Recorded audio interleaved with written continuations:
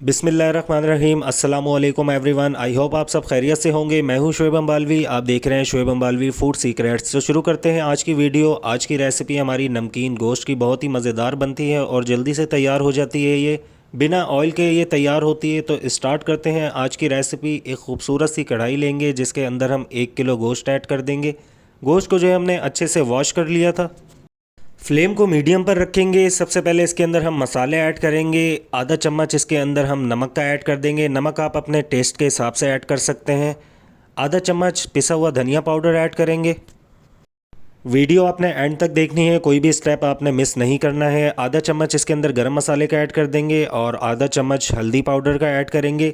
हल्दी powder add करने के बाद इसके अंदर 2 से 3 हरी मिर्चें ऐड करेंगे। मिर्चें ज़्यादा ऐड नहीं करनी है क्योंकि नमकीन गोश्त है ये। और एक मीडियम साइज़ का प्याज ऐड कर देंगे। ये ऐड करने के बाद इसके अंदर 1 चम्मच लहसुन अदरक का पेस्ट ऐड कर देंगे और 1 गिलास इसके अंदर हम पानी ऐड करेंगे।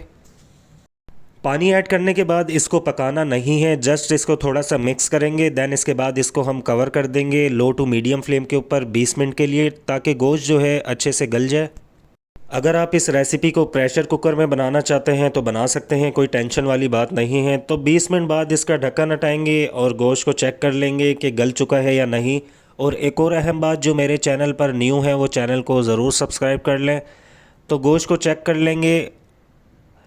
गोश्त जो है अभी थोड़ी सी इसमें कसर बाकी है। अब जो है इसके अंदर मज़ीद आधा गिलास पानी ऐड कर देंगे ताकि गोश्त जो है अच्छे से गल जाए। और दोबारा से इसे हम कवर कर देंगे 10 मिनट के लिए लो टू मीडियम फ्लेम के ऊपर। तकरीबन जो है इसमें टोटल आधा घंटा लगता है ये रेसिपी तैयार होने में।